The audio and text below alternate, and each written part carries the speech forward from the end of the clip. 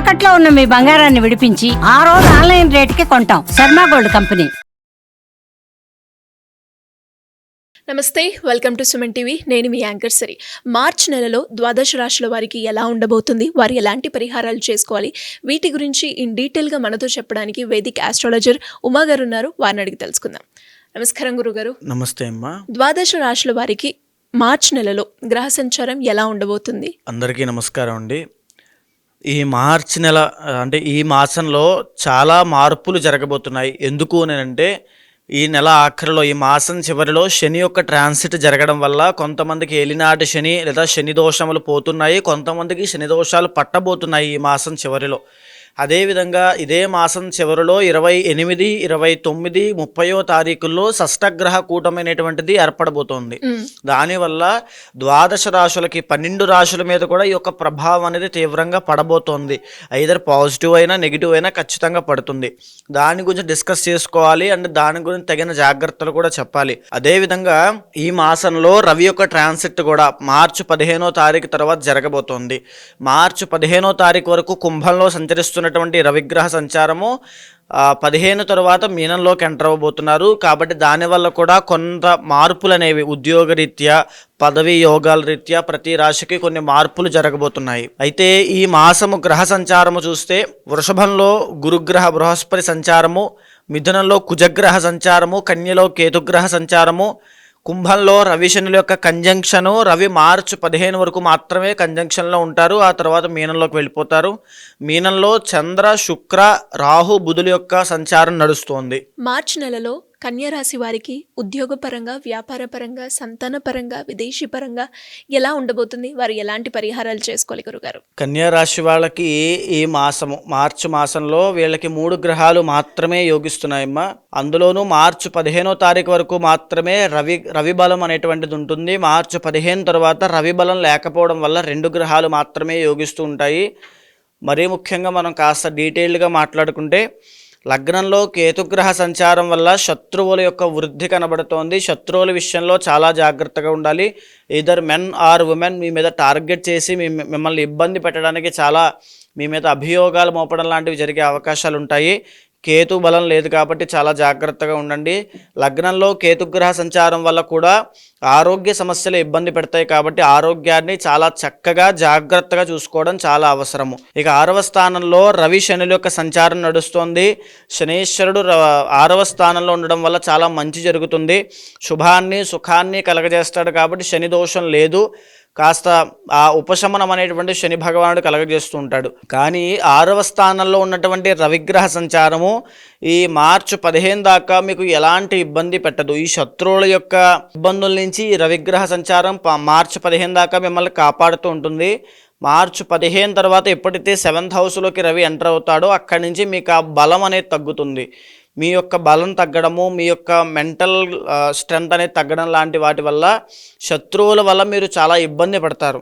ఆ మనోవిచారం లాంటివి ఎన్నో శత్రువుల వల్ల ఇబ్బంది కనబడతాయి. ఆరోగ్యం విషయంలో కూడా కాస్త నలతగా ఉండడము, ఫీవర్ లాంటివి వచ్చే అవకాశాలు కూడా కనబడుతున్నాయి. రవి బాగా లేదు కాబట్టి ప్రతినిత్యము ఆరోగ్యం పట్ల శ్రద్ధ తీసుకోవడం చాలా అవసరము.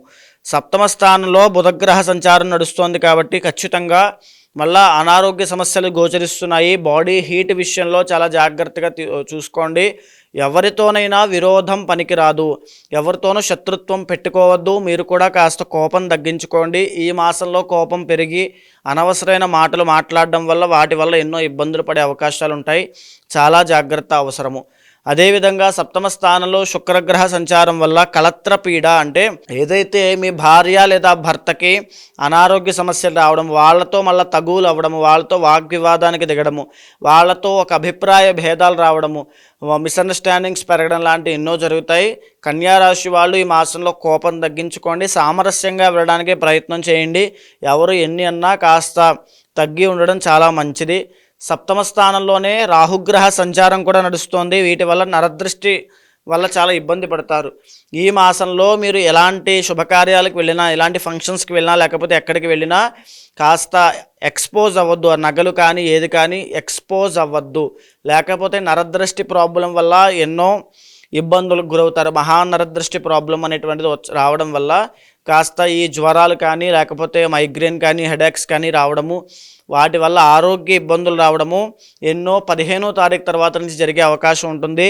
వెరీ కేర్ఫుల్గా ఉండండి, చాలా జాగ్రత్తగా ఉండండి. భాగ్యస్థానంలో గురుగ్రహ సంచారం వల్ల మంచి గృహ లాభాలు, ద్రవ్య లాభాలు, శుభం కలిగే అవకాశం ఉంటుంది.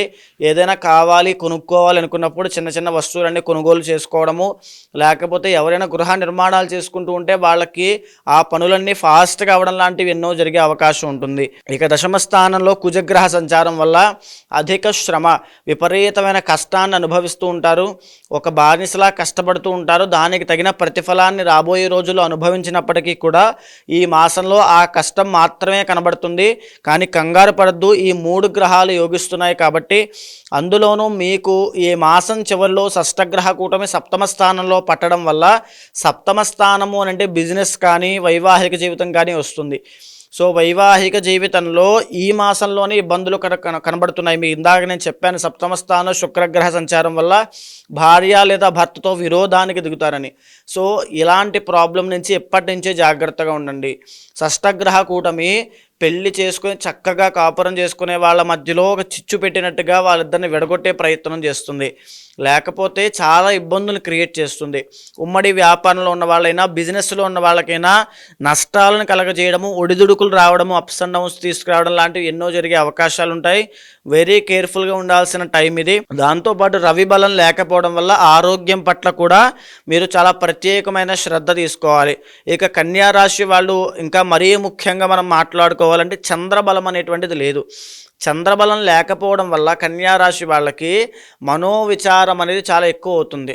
సో కన్యా రాశిలో ఉన్న వాళ్ళు ఎవరైనా సరే ఆ డిప్రెషన్ కానీ యాంగ్జైటీని కానీ ఫీల్ అవుతూ ఉంటారు. ఎమోషనల్ అయ్యి బాగా సెన్సిటివ్గా ఎవరైనా ఒక మాట అంటే తీసుకోలేక చాలా ఈ మాసంలో ఇబ్బంది పడుతూ ఉంటారు. సో చంద్రబలం పెరగడం కోసం ఎవరికైనా ఒక పేదవాళ్ళకి కానీ ఎవరికైనా సోమవారం నాడు భోజనం పెట్టండి, చాలా మంచి జరుగుతుంది. మరి ఎలాంటి పరిహారాలు చేసుకోవాలి గురుగారు? ఈ కన్యా రాశి వాళ్ళకి ఆరోగ్యపరమైన ఇబ్బందులు కనబడుతున్నాయి కాబట్టి సోమవారం నాడు శివానుగ్రహం కోసము, ఆరోగ్య ఇబ్బందులు రాకుండా, భార్యాభర్తల మధ్యలో కానీ వ్యాపారంలో కానీ నష్టాలు రాకుండా పంచామృతాలతో శివుడికి అభిషేకం చేస్తే ఈ మాసంలో అద్భుతమైన ఫలితాలు ఉంటాయి. షష్టగ్రహ కూటమి నుంచి బయటపడి అద్భుతంగా ఉపశమనాన్ని పొందుతారు. జాతకరీత్యా ఎవరికైనా ఎలాంటి సమస్యలు ఎదుర్కొన్నప్పటికీ దానికి తగ్గట్టుగా పరిష్కారాలు చేసుకోవాలి అంటే ఏ విధంగా మిమ్మల్ని అప్రోచ్ అయ్యే ఛాన్స్ ఉందంటారు గురుగారు? తప్పకుండా అమ్మా.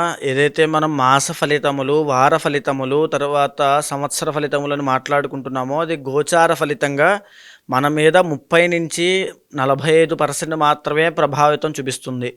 మిగతా పర్సెంట్ అంతా కూడా ఇంటర్నల్ జాతకం మీద ఆధారపడి ఉంటుంది కాబట్టి కంగారు పడాల్సిన పని లేదు. కొన్ని రాశుల వారికి యోగాలు బాగాలేని డిసప్పాయింట్ అవ్వాల్సిన పని లేదు. కొన్ని రాశుల వాళ్ళకి రాజయోగం ఉంది కదా అని చెప్పి ఏ పని చేయకుండా ఖాళీగా కూర్చోవాల్సిన అవసరమూ లేదు. ఇంటర్నల్ జాతకం మీద వాళ్ళ యొక్క నిత్య యోగాలు, ఆ యొక్క దోషాల మీద కూడా ఆధారపడి ఉంటుంది. సో ఎవరైనా సంప్రదించాలనుకుంటే కింద కనిపించేటువంటి నెంబర్కి కాంటాక్ట్ చేయండి. తప్పకుండా మా వాళ్ళు మీకు పూర్తి వివరాలు ఇస్తారు. దాన్ని బట్టి తప్పకుండా ఇంటర్నల్ జాతకం చూసి దాన్ని గోచారంతో సమన్వయం చేసి ఏ సమస్యతో మీరు బాధపడుతున్నారో అది తెలుసుకున్న తర్వాత దానికి సరైనటువంటి పరిష్కారము, ఏదైతే పరిహారం పూజలు ఉంటాయో అవి చేయించి తప్పకుండా మీకు ఆ రిజల్ట్ వచ్చేలా చేస్తాను. ధన్యవాదాలు గురుగారు. నమస్తే అమ్మా.